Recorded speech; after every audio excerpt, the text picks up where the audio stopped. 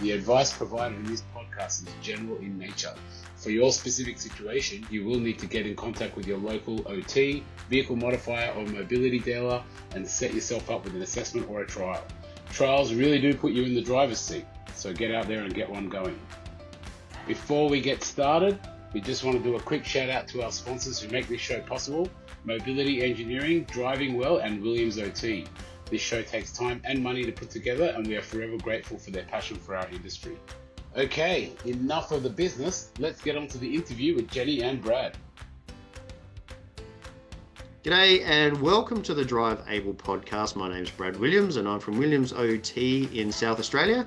And joining me as always is Jenny Gribbin from Driving Well in Queensland. Hi, Brad. Hi, how you going? We're two driver-trained OTs, and today we don't have a guest. It's just the two of us. Jenny and I are going to discuss a very hot topic, especially in our world, but in anybody's world, to do with the NDIS. Right now, there's been a recent NDIS reform bill passed in Parliament that we're talking in the last 7 days. And there's also been a draft list of funded items that has been open to consultation, and that closed on Sunday. Very hot topic right now. Jenny and I have decided that we couldn't let this sit without discussing it in a public forum, and we are going to probably get fired up. We're probably going to get a little bit emotional, but we're going into the nuts and bolts and the potential impact of these NDIS changes, specifically related to driving. Jenny, are you ready for this? Oh, Brad, it's just been a whirlwind of emotions over, in the last week and across the weekend about what this means for people that we're serving and helping and supporting as occupational therapists, and what it means on a broader sense of the community, what it means for our businesses, what it means personally. It's been a whirlwind. So I am very keen to, I think we need to talk. So let's talk. Let's get into it. Let's unpack it all and see where this takes us. Yeah, let's do it. Mobility Engineering is Australia's leading automotive product supplier for disability customers.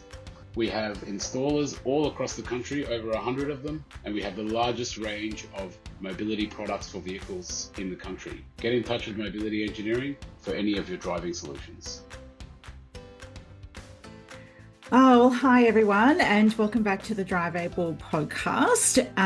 Brad and I are very excited and looking forward to this gloves off, completely unscripted chat that we're going to have today. And I guess, in terms of context, Brad, we're recording this episode just in the week after the NDIS bill reform being passed. And what we wanted to do today was have a really gloves off, unscripted chat about, what we're experiencing as driving occupational therapists, providing supports for participants with disabilities relating to driving goals, and kind of, I guess,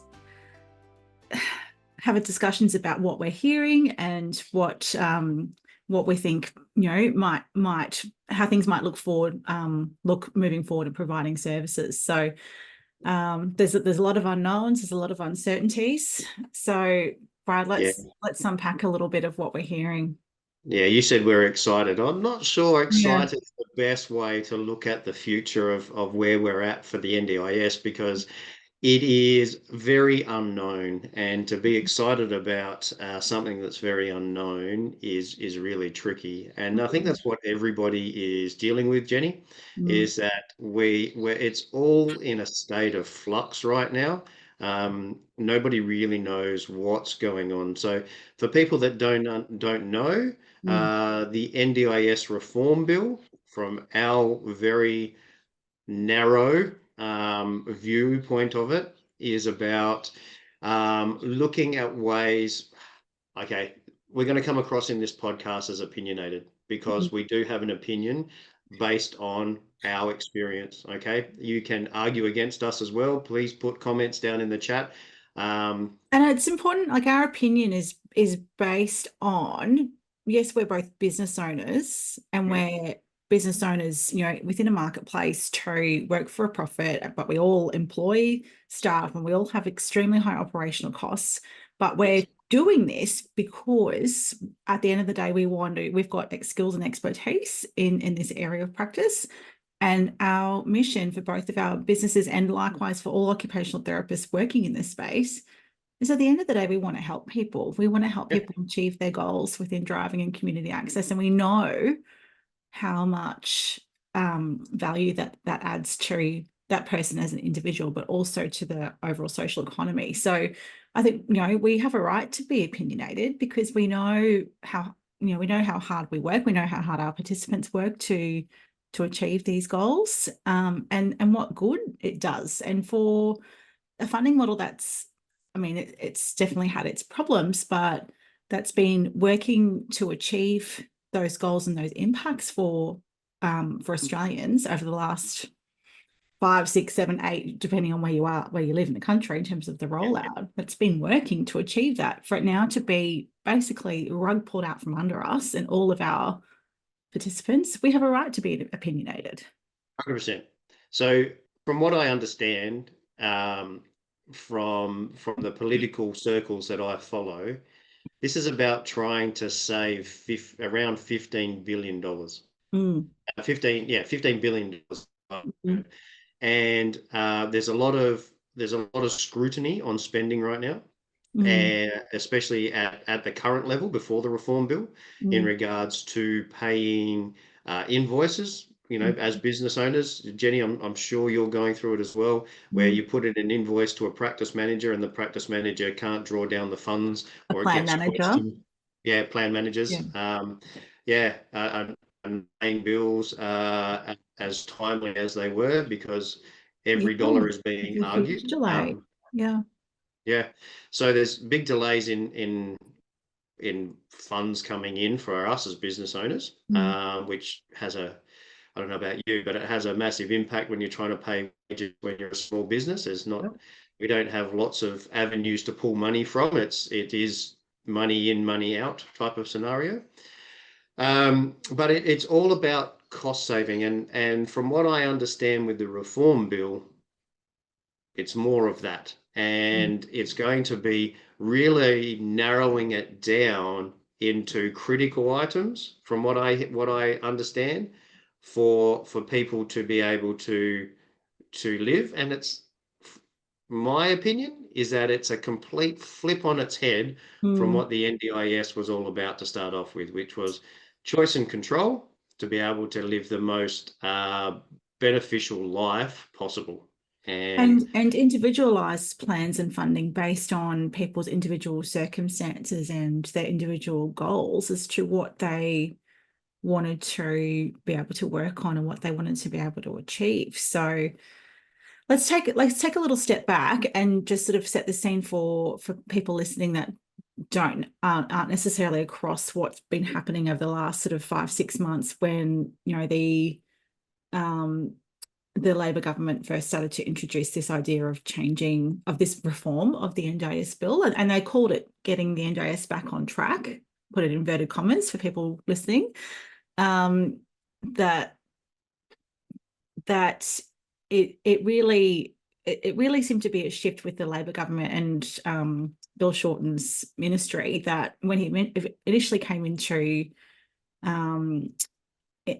power, that they were really concerned about, like, had this real agenda around people with disability and helping them to achieve their goals, like, you know, everything we've just said with the focus of the bill. But over the last sort of 6 months, it seems to have completely flipped, and all of the rhetoric in the media is around cost, price gouging, fraudulent providers, and it's just this real conversation's flipped, rather than focusing on the person with a disability and helping them, you know, have access to the supports that they need to live a good life. That now it's just a waste of taxpayers' dollars, and it's really, really sad to see that complete flip. So the proposed changes to the bill came out, I think it was back in March this year that they were first announced what the changes might look like. And there was a period of consumer and stakeholder consultation and feedback that had gone to. It was so short. It was Yeah. so little, and nobody really knew about it. That's one Yeah. bit that's really disappointing, Yeah. is that consultation period back in, I think it was March, April. I think you're right. Mm, Well, there was no real news about it at all. It no. just kind of went out, it got ended, and then by the time it ended, people were catching on that, Yeah. oh, hang on, this is important. Yeah. And it was all over and done with. The consultation period was finished. Mm-mm. And so then there are a whole series of so it passed like there's a whole series with any kind of bill, and like I've never been a politically minded, but I think a lot of us occupational therapists have found ourselves thrust into this scene because we need to now care about this kind of stuff and think about this kind of stuff rather than seeing our clients. Right, right alongside you there. Yeah, Yeah. this is new territory for me too. Yeah. And so it obviously the proposed bill passed through the Labor Party because, Bill Shorten said you've got to pass or you're out of a job basically.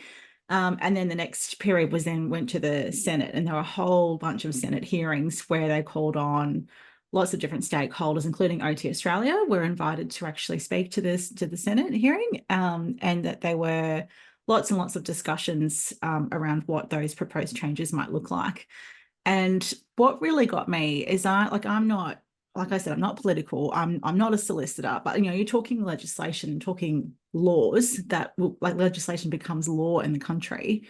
And the proposed changes were including all of these different things, completely changing how the scheme would look in terms of how people would access the scheme, how people would be eligible, how funding would be received, how reviews would happen. And it was saying that all of these things would be different without saying what that would look like, even to the state where it was saying all of these services, particularly they're calling this foundational supports, particularly for early childhood intervention, that these services would be passed over, like removed out of the federal NDIS and moved to the states and territories, where at that time the states and territories weren't agreeing to that and those services didn't exist. So it was a legislated bill federally that was proposing changes that didn't exist and weren't defined. Like I just dumbfounded as to how that even works. We all were, and OT Australia as well were like going into bat for us as occupational therapists, as small business owners in this field, but even the bigger players as well, like at a hospital level or when people get obtain a new disability. Yes. It goes right back to that stage as well. So someone who's 65, well, not under 65, I should say, in their 50s, let's say, they've had a stroke as an example. They're brand new to having a disability. It goes from there right back to early intervention for somebody who may be born with a disability. There's a massive array of disabilities, but it doesn't seem to. They're trying to paint a broad brush over the whole area, and like you've mentioned, it just seems to be cost cutting. I get that it's over budget. I really get that it's over budget, and the money's got to come from somewhere, and it's taxpayers' money that the government has to distribute across all of the spectrum of things that taxpayers' money pay for, schools to highways to hospitals to all kinds of things like that. I don't get how, when the initial setup and projections were done back 10 years ago, how they got that figure so wrong, how they were able to significantly underestimate and build a scheme without too many limitations, to be fair, in comparison to what previous state schemes might have had for different, like our Queensland-based equipment scheme was on a much smaller scale. Our vehicle mods scheme was on a much smaller scale. So like there's been so many positives, but there's been probably such an expansion of services. But so I don't understand how they got that so wrong in the first place. But two, you know, they're talking about putting services back to states and territories. Well, where's that money coming from? Like, there's still going to be state taxpayers funding. So, like, to me, like, well, where does it matter where it's coming from? Like, if the service is required, it's got to be funded somehow. So, you know, why remove it and then create it? Like, that just doesn't make sense to me. Yeah. Yeah, it's Indian giving at its best, where that's a bad term, and I appreciate the term, but that's what other people, you know, when I say that term, they kind of understand. It's giving something and then taking it away. Oh, yeah. It's they had no boundaries, Mm, and lots of companies have started mm, things like, you know, without being mean or judgmental towards music therapy or all these other activities that are now NDIS registered, which wouldn't have had any funding in the past. mm, Lots of little extra curricular activities now can be funded through the NDIS. I get all of that type of thing. I'm not saying that's good or bad, but mm, there's been a massive growth mm, in disability providers thanks to the NDIS mm, not having very defined boundaries because of that choice and control. I want to improve in this area. mm, It should be funded, mm. and funding has been approved for all of those type of things.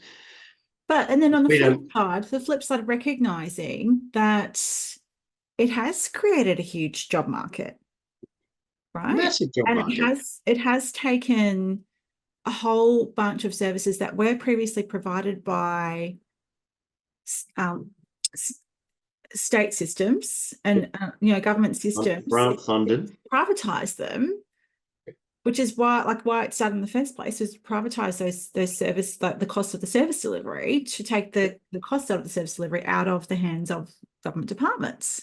Yeah. And Yeah. the Productivity Commission, referencing back to our wonderful OT Exchange conference in June back in Perth, where Senator Jordan Steele John gave a wonderful speech. So, Brad, what number was that episode?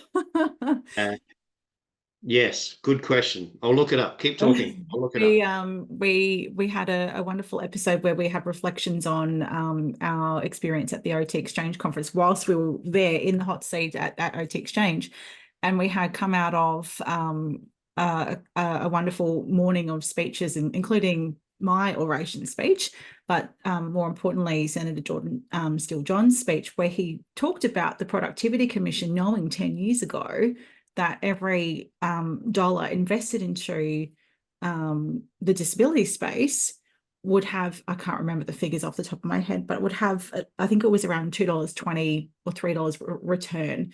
So you know, that's a pretty good bet. Yeah. In betting terms. You probably can't see that, but it's episode 86 where we reflected 86. on the OT Exchange. Episode 86. Please go back and listen to that because we spoke to key stakeholders that were a part of the conference. Unfortunately, we didn't get to talk to the senator, but the reflections on his talk and the passion that he had for the NDIS and for people with disabilities and for the part and the role that OTs that play in that role was inspiring, to say the least. And he has our back and has people with disabilities back. And you can do yourself a favor if you're interested in this. Please go and like his socials or follow him. He is going into bat for people with disabilities. Absolutely. He is very, very passionate, and we just need more of him. We needed about 50 of him to actually make a groundswell to be heard, basically. So for the government to really care. And Brad, my last gripe with the whole process of the reform is that the cost of running the agency, the bureaucracy and the red tape that we deal with every day and that our participants deal with every day It ridiculous. is ridiculous and disgusting. And, if we ran a business like that, we would have been out of business a long time ago. So they've made all of these decisions and proposed changes without really looking under the hood of their own organization structure and processes and systems. It's all about how we have to change. It's Mm. about how providers have to change and how people with disabilities have to change their goals and their outlook Mm. without really identifying from everything that I see across the media, there's no putting their hand up about how they're going to change, other than we're going to cut money. That's the only thing that's really coming across in the media in regards to how the NDIA and the NDIS are really going to change what they're doing. And they've I'll give you just spun this whole web of service of operationalization. Gosh, say that word 10 times fast. Without like that's just made it impossible for the average person to navigate. Yeah.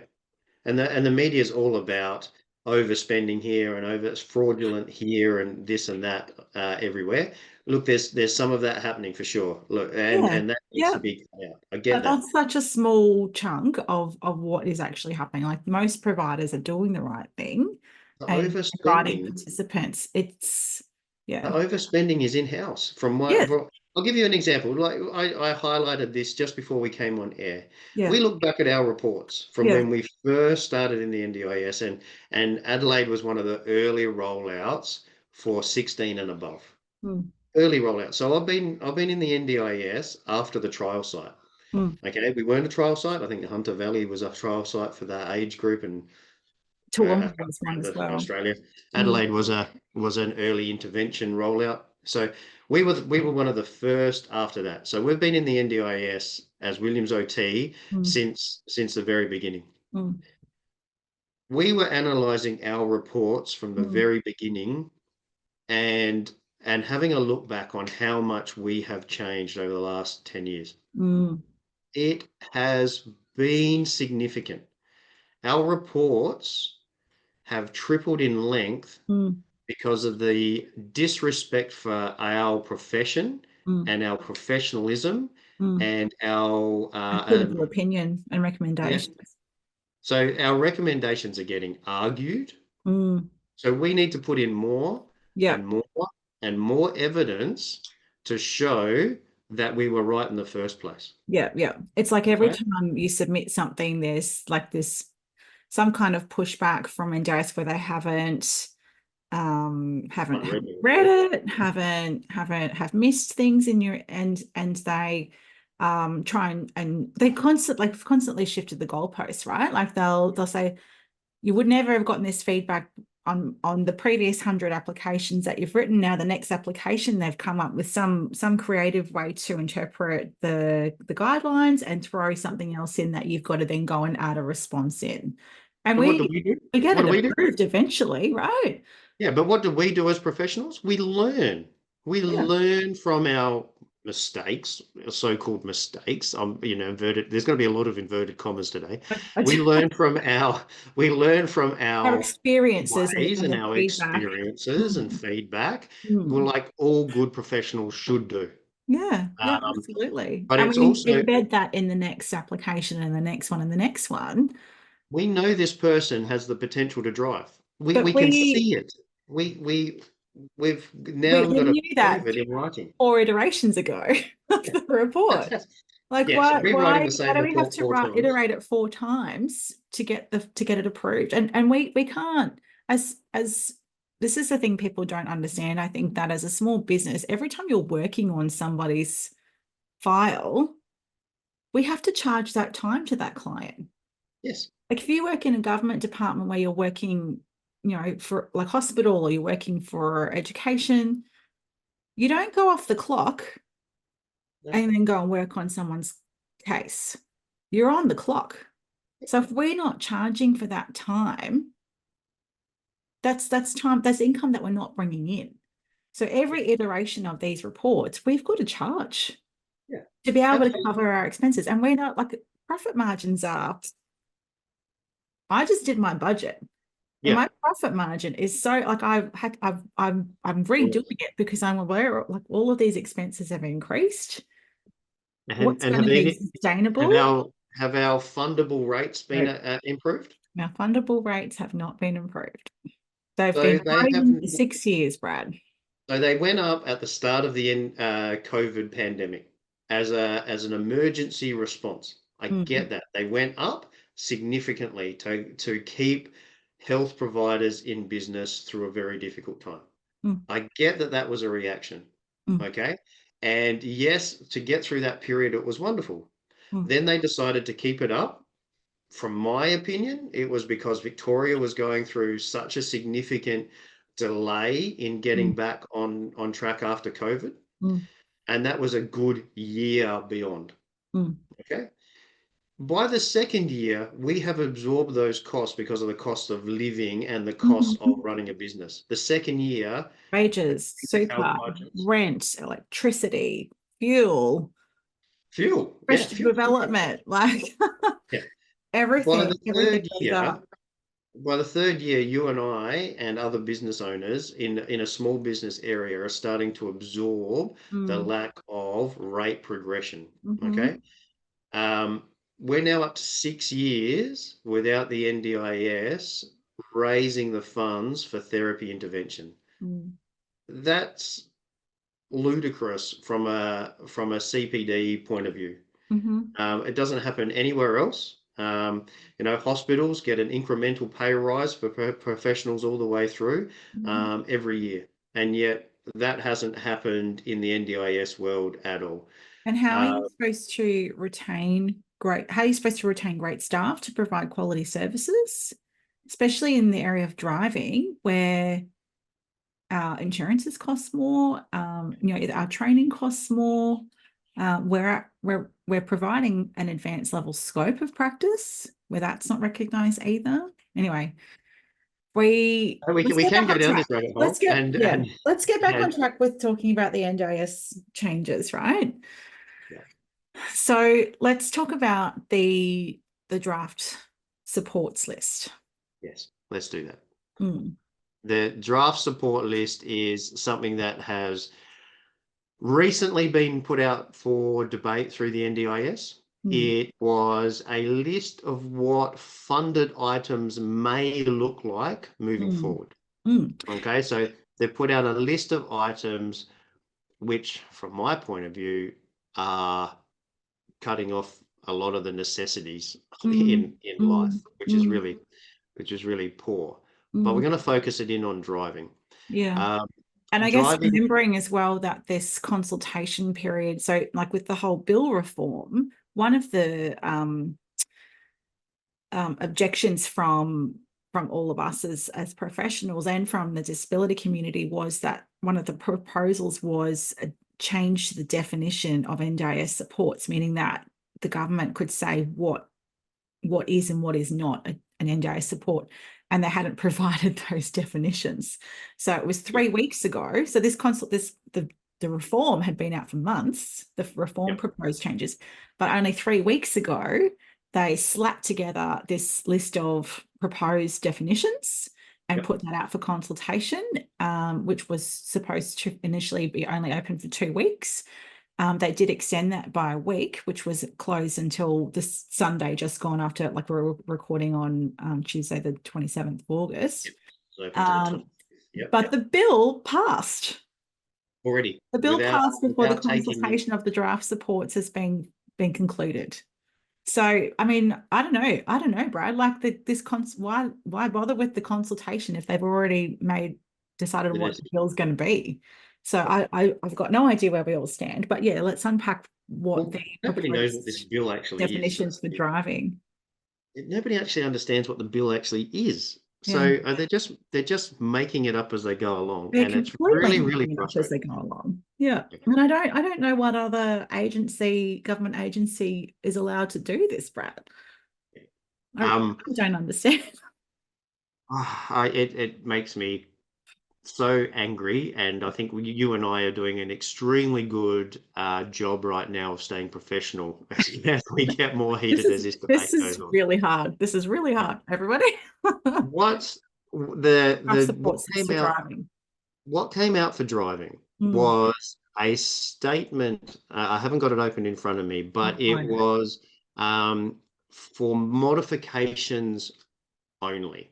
If you specialized driving instruction is for learning to drive with a modified vehicle. Mm. Now, it takes me back 10 years to how it was originally written. And I believe that that's what they've done. They've just taken what was originally written, Mm. not thought about the consequences, and went, bang, here's Yeah. the term we're going to use. Yeah. Because it is how it was written 10 years ago. Yeah. And through 10 years of doing this, we've been able to identify that there's more disabilities than driving with a physical condition. Absolutely. I've It's found the actual, yeah, here we go. discriminating. I've got the word for word. Go. So specialized driver training in the draft supports list definitions. Specialized driver training description says driver training using adapted equipment or vehicle modification. Full stop. Adaptive equipment, or so it takes out, or equipment. So it takes out anything that is not related to equipment or To a adaptive physical equipment. disability. Yeah. Yeah. So if you've got fatigue, if you've Yeah. got pain that doesn't need a modification, if you've got a cognitive issue that Yeah. impacts on the way that you judge traffic Mm. or judge time of the day or anything else like that, that's off the table now. If this gets If this gets passed approved, without, yeah. if this doesn't get any changes to it. Even, you mentioned earlier a person having something happen in their adult life and acquiring a disability. So something like a stroke.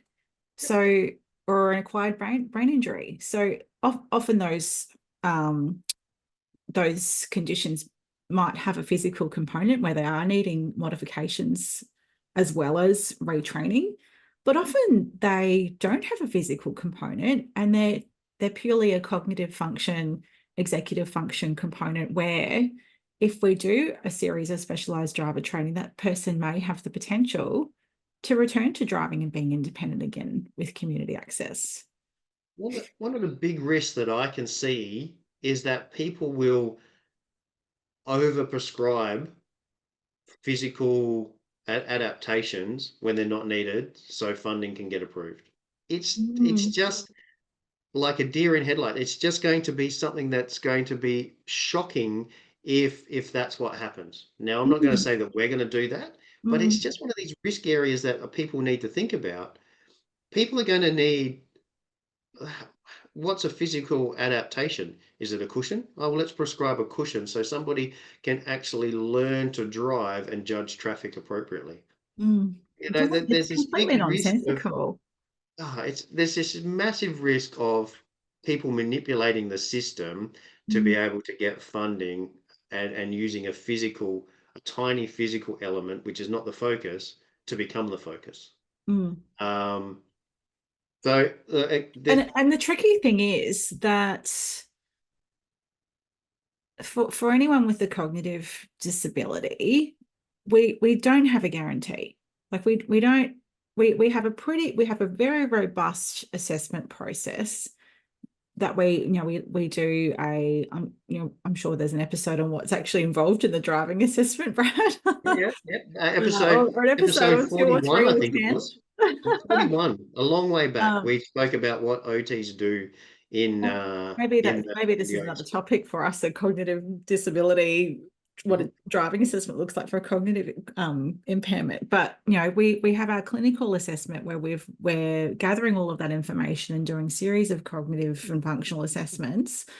And then we do and this is for some experienced driver that they've already previously held their license for a long time, and then they've had this injury acquired.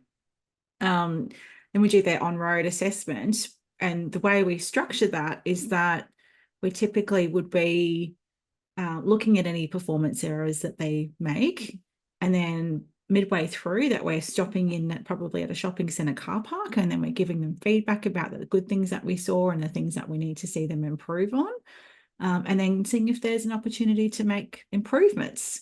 And then following the end of the assessment is looking to see what their insight was like, were they able to implement things, were they able to remember that feedback. So we've got a pretty good robust assessment process to help us make a decision about whether we think that person might benefit from specialised driver training. But we don't have a crystal ball. So some people will be successful through that program, and there might be some that might not be successful. So, implications on, other supports, like if we were to say, well, if they have specialised driver training, they'll be successful and they won't need transport assistance any longer. We're hopeful, Yes. giving them the opportunity to make those improvements, to attempt that. Yeah. And I think what we need to do is talk about what we would prescribe for somebody like that. Really, we can go into it in more detail in another episode, and really unpack what a cognitive assessment and prescription side of thing might look like, because we have spoken to people with autism on this podcast. You go back and listen to Bruno, but we another one was Tracy, I think her name was, who had a vision deficit. Another condition that it was reacting to bright lights. The bright lights would send her into a semi-unconscious state. Her reaction to certain rays of light would send her into, almost a state of unconsciousness and near accidents. So what we do is we analyze what potentially can work, and then hand it over to a driving instructor to implement a therapy plan, like a therapy assistant at a hospital or something like that. But a driving instructor that's got additional training, qualifications and experience, not just a regular Joe instructor, because it doesn't work. Yeah. They have no idea what they're doing. They don't understand the slow down approach, the grading approach, the breaking it down into the small little chunks that are achievable. They just go out and say, you need to do this, and try to implement it right from the start. Where if you work with an OT and a specialized driving instructor, what they will do is they will, hopefully a good one, will break it down into its smallest components that need to be worked on first. And then we build on that, and then we build on that, and then we build on that. People that have had a stroke, as an example, may have short-term memory loss as part of it, as just pulling something out of the air. They might have short-term memory loss, or someone may have had a vehicle accident and have a frontal lobe damage, and understanding the insight of their behavior into their behavior, how that impacts on others. We're going to break it down into what those behaviors look like and try to reframe it and work on it. There's so much that we can do that don't involve physical controls. That's right. Yeah. And that's what people need to understand. Yeah. You sound just went garbly just for a moment earlier, just for a second. I think I heard the word autism. So we've both been working significantly in the autistic learner driver space, autism, ADHD, mild intellectual impairments, anxiety, other psychosocial disabilities, and the whole change with potential to drive, and that all of the improvements that we've made across that space, and the improvements in the supports that are the way we're able to assess potential, and even that structure that we've brought in from Dr. Mary Monaghan actually has given us a better framework to rule out driving where it's not going to be appropriate. Yep. Right. And to also put a caveat on a pause on identify those people that are ready now but also are not ready yet. So if we're identifying if they're not ready yet and saying, well, no, it's going to be you're not ready to access this type of support yet. If we jump you straight into that, it's potentially not going to be beneficial. It's going to be a waste of resources, a waste of time and money. Let's put you into a different program first and see how you go with, improving your readiness over a period of time. So, the whole potential to drive assessment structure has actually been a cost saver, in my opinion. But now with this proposed definition with the supports list, well, none of these young people, well, most of them, there might be some that have got dual diagnoses where they might have other conditions that they do need do have a physical component where they're needing modifications or adapted equipment, but most of them don't. So where's that going to leave all of these young people that without these kind of supports are very, very unlikely to be successful? Well, let's talk about that, because this is just a little bit of word on the street. Yeah. There's a little bit of word on the street that autism level 1 and 2 may be either taken sideways and put into a separate stream out of the NDIS or taken out altogether. Yeah, and look, we don't know. This is still very early secret squirrel stuff that Brad and I have not been really privy to. As he says, it's been word on the street. Speculation. There's speculation and circulating rumors is probably the word I'm after. That this is an area, and the impact on people's lives is going to be extraordinary. Oh, it's soul crushing. It's soul crushing as a provider, let alone a family with a young person with these diagnoses. So I was playing golf on the weekend, and I met somebody who found out what I did, and his world just opened up, and we spent probably close to 9 holes talking about him and his daughter, who's 10 years old, who has just been diagnosed with autism level 2. Yeah. He has been battling. School's been a nightmare. Yeah. His 10-year-old daughter doesn't want to go to school, hates school, doesn't cope well in school. Yeah. He was asking me about what driving will look like when she turns 15, 16, and what he can do to support that. Yeah. The bullying, the lack of ability to and friendships and friendships and all those type of things. Now, talking from experience, in school psychology is going to make a massive difference, because I can put my hand up and we have been through that as a family. It makes a massive difference to somebody's ability to cope, to develop, and fingers crossed in our experience, get a well-paying job in a well-paying environment, and give back to the government in taxpayer money. Yeah. That's right. Compared to potentially low socioeconomic, lack of opportunities, lack of ability to have the confidence to strive for the best. It's made a massive difference to our life to have that support through the NDIS. That's opening up myself for vulnerability and my side of the story. Yeah.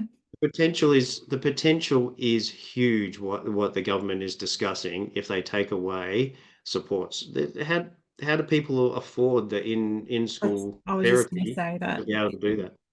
It's kind of if those funded supports are removed, there's going to, it's difference between have and have nots, and widening that. It's oceans apart as to what people on a middle to upper end income can afford, as to what people, the cost of living, it's affecting everybody, as to what people who are on a lower income, the reality is they won't necessarily be able to afford funding additional supports privately themselves. Yeah. The roll-on effect of that is huge. Oh, for sure. And our team were just discussing this in our team meeting last week when we heard this speculation about the autism level 1 and 2, because it's in our experience, we're seeing the level 2 diagnoses, and I know there's a lot of different definitions out in the community, and there's different language that's being used around, neuroaffirming language, and but I guess from what we're seeing from an occupational therapy perspective in the driving space is that we're meeting a lot of young people in that sort of 16 to 25 bracket that have got some levels of impairment and challenges because of their related to their diagnosis, and it's the people in that kind of group that we see, if they have the supports, that they've got a lot of potential to transition into some kind of employment area, to transition at having some kind of education, and that might be modified in some way, might be like a vocational style, and they've got some potential to transition to living out of home over a period of time in terms of developing their independence and their life skills, and that they've got some potential to be a driver in the community. So without those supports completely removed, then they may not achieve any of those things and may not be able to get a job or sustain a job. They may be very lonely. They may be very isolated. They may have those ongoing mental health challenges. They may be relying on the disability pension. Yeah. They may be in and out of hospital due to alcohol-related obesity, all of these things that come Depression. with as secondary elements to depression and poor life. Really Look, short-sighted. Really short-sighted. We've gone through a raft of emotions in this podcast. We've gone through anger and frustration, through to trying to be direction focused, and now we're moving into disappointment and even grief, Brad. Yeah, and grief, absolutely. And I want to start winding it up before we go too deep into this area, because I want to talk about what can people do from here. What can people do from here? If you're listening to this and you have somebody in your life, or it's somebody that somebody is you, and you have what we call one of these disabilities that are not visible. So we're not talking a physical disability like a wheelchair or a walking frame or crutches or something that's really obvious to the naked eye. If you've got one of these disabilities that you can't recognize from just visual looks, what impact are these reforms going to have on you? We want to actually hear about it. But Jenny, have you got any suggestions? And I'm doing this unscripted. Have you got any suggestions that you can think of about what people could do to help with overcoming the short-sightedness of the Labor government and the NDIS moving forward? I think it's important for people to know that our professional associations have been advocating very, very strongly that that those considerations are made in terms of what will happen with this draft supports list. So OT Australia are very aware of these challenges, particularly from a driving point of view, but from a wider perspective as well. I do know that even higher up, the Allied Health Professionals Association have also been very, very vocal in advocating for what the supports will look like and what the eligibility will look like. And I believe, I'm sure that all of the individual associations like Autism Australia and Dementia Australia, all those kinds of organisations would be very vocal about what supports are required for people with those conditions. But I think we've had a lot of traction, and we've mentioned it a couple of times in this episode, that there's been a lot of traction with a few key senators and Liberal members of Parliament, that I think they are very open to hearing people's experiences and stories about how these changes might affect them. So I think it's really important that people, do take the time to contact even the local members. Probably not your Labor member, because they're probably not going to be very helpful, but your Liberal members and your Greens and independent members. But even jumping on socials and saying, telling your story, like if these And tag supports the NDIS. Tag tag the the NDIS. tag and jump. I'm not sure if our listeners are on LinkedIn, but that's another way of actually getting like within you can tag a senator in your LinkedIn post, and it will go to they might not see it directly themselves, but their people will see it. And the more stories that they have about how this will impact, I think we've just got to be very vocal and having a voice around how this is going to be impacting you. Thank you, Jenny. Thank you very much for being vulnerable today, and talking about how it's going to impact on yourself, but also for your participants that are looking to improve their life and build their capacity, which is the term that's used, capacity building. It'll be very interesting to see what unravels and how this moves forward. And I hope at some point the Labor government does stop and they do listen and they do reflect on the decisions that they're making. I'm sure they are from a monetary point of view, but I'm hoping that they do it from a global point of view in regards to a holistic point of view, which is a great OT word, and think about the greater impact on their decisions. And I hope they're making decisions that are justifiable, and that they can live up to, because there's going to be a wave of emotion that comes through with any cuts that they're going to do. And potentially a whole bunch of people just literally left out in the cold. 100%. 100%. Now, we will go into a little snippet about how you can, this is our opinions, okay? Everyone else is equal to their opinions, but we would like it if you could like or share this episode and spread the word like we've just been saying. But we'd love to hear your opinions as well in any feedback in the comments down below, wherever you get this podcast, whether it's on your podcast channel like Spotify or Apple Music or YouTube. The YouTube account, yeah. We're also on Facebook and Insta, and we will be sharing this one on LinkedIn as well, and tagging a few senators in as well. So please share it, like it, and please comment and spread the word on what impacts this will have to you if you've got one of those disabilities that are not physical in nature, especially related to driving. But be informed, get informed, read the bill, read the prescribed list of things that are going to be funded in the future. We'll pop that list in the show notes as well underneath 100%. this episode. Thank you too, Brad, for being vulnerable.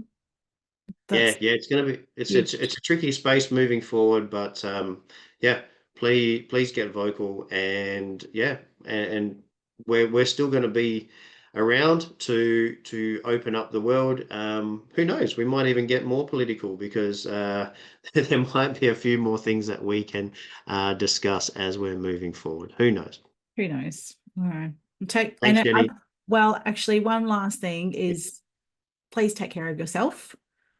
That's my message to you directly, Brad, and to your team, but also to all of our listeners that are going to be affected by this. Please take care of yourself. Yeah, absolutely. Back at you, Jenny. Thank you very much. Okay. All right. See you in the next episode, everybody. We're not stopping. All right, we're gonna keep advocating for people's abilities to drive.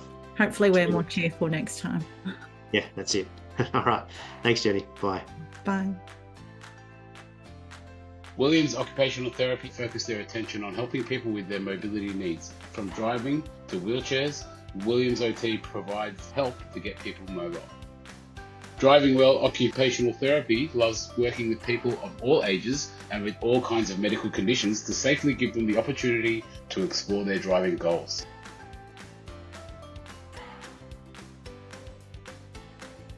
As we wind up this episode, please remember that the advice provided in this podcast is general in nature. For your specific situation, you will need to get in contact with your local OT, vehicle modifier or mobility dealer and set yourself up with an assessment or trial. Trials really do put you in that driver's seat. If you like what you've heard, make sure you like, rate and subscribe. It really does make a massive difference. If you or anyone you know would like to share a story about driving with a disability, or you would like to get in contact, find the show notes, or find the resources mentioned in this episode, you can find us on Facebook. Just search @DriveAblePodcast for more information.